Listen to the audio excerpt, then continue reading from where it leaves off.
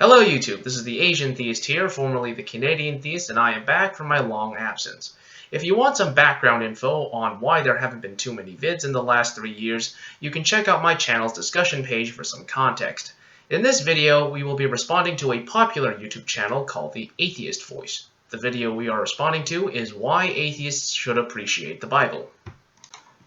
Now, the Bible has played a huge part in human history, from its role in the English language to being the holy book of one of the largest religions in the world.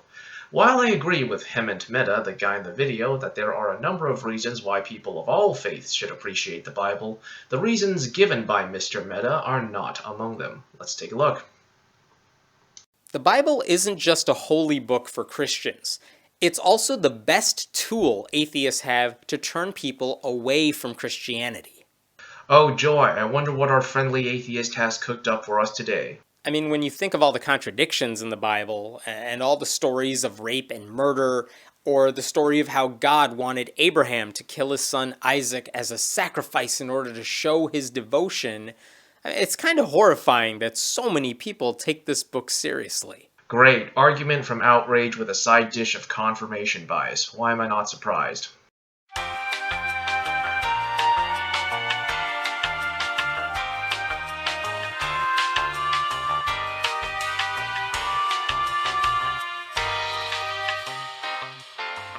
And why do so many Christians take that book seriously? Well, a lot of them haven't actually read it. And a lot of them have only heard the sanitized versions of those stories. And some Christians have just rationalized away all the crazy stuff that's in there. I mean, we hear that last one all the time. Like, oh, don't worry about that genocide. It's in the Old Testament. Not a single story of the Old Testament fits the definition of a genocide. Link is in the description. If Richard Dawkins did the stuff that God commands people to do in the Bible, we atheists would never hear the end of it. And this matters how? But if you actually read the book, there's a good chance you're not gonna finish it without becoming an atheist if you aren't one already. Of course, because using appeal to emotion is far more faster and easier than trying to be objective and impartial. It helps that the opening chapter of the book is absolutely ridiculous. I mean, God creates light on day 1, but forgets to make the sun until day 4. Doesn't the Bible say God himself is a source of light? There's also a talking snake. What's wrong with snakes? I mean, sure, they don't talk on a regular basis, but if God is powerful enough to create the universe, then a few talking animals shouldn't be a problem. And the idea that all the evil we see in the world happened because someone decided to eat an apple. Link is in the description. You don't have to read very far into the Bible before the warning alarms start going off in your head. Those alarms are your emotions, and they tend to be unreliable. What's scary is that a lot of Christians don't see the book as a metaphor or as a collection of stories. They take the book literally. They really think Adam and Eve are our distant ancestors. I mean, that's how deluded they are. I may not be big on the whole evolution versus creation debate thing, but I'm pretty sure even you can agree that there are far more beliefs out there that deserve to be called scary than young Earth creationism. If you're wondering what view I'm taking, you can say I'm currently sitting on the fence. This is mostly because science isn't an area I'm fully informed on, at least in the context of a religious debate. I mean, no one should believe this stuff. Do you remember when you said this? And if I had the power to, wave a magical wand and say, let's eradicate all religion, I wouldn't do it.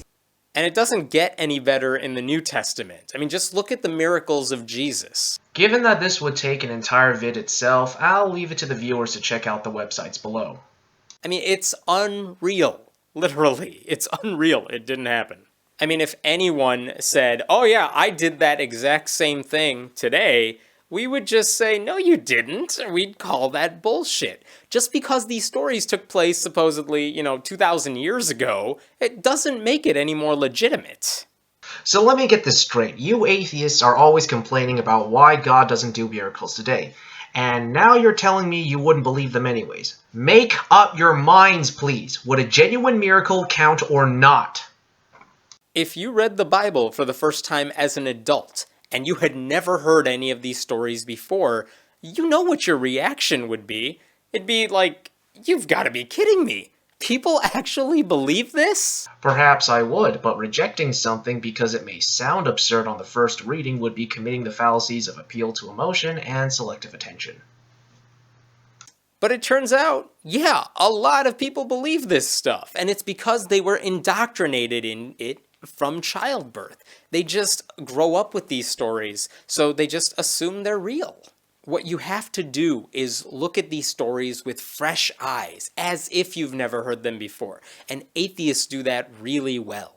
No, you don't. You think you do, but you don't. And that's why reading the Bible, to me anyway, is so much more powerful than the God delusion when it comes to shedding your faith. If your ultimate plan here is to portray the Bible as an unattractive book, I can promise you it won't work as well as you'd think, especially when you consider that the Bible was extremely unattractive even in ancient times. I mean, come on, Mr. Meta, do you honestly think Jesus was crucified for being popular? These fresh eyes are essentially a reinvention of the old eyes. Nothing's fresh about them, apart from the complaints. When you actually read it, you realize the Bible is full of sexism and violence and bad science. And if you have to wade through all that to find the wisdom, maybe you need to find another guidebook to your life. Unless you're going to provide specific areas of the Bible that we should be concerned about, all I can say is, been there, done that. The Bible is also like a mirage in the desert when you're desperate for water. It looks amazing from a distance. The idea of it is so powerful that you will keep going after it no matter what condition you're in. But it turns out there's no substance there at all. You need to look up the word hypocrite, Mr. Meta. Thank you all for watching. This is the Asian Theist here, signing off.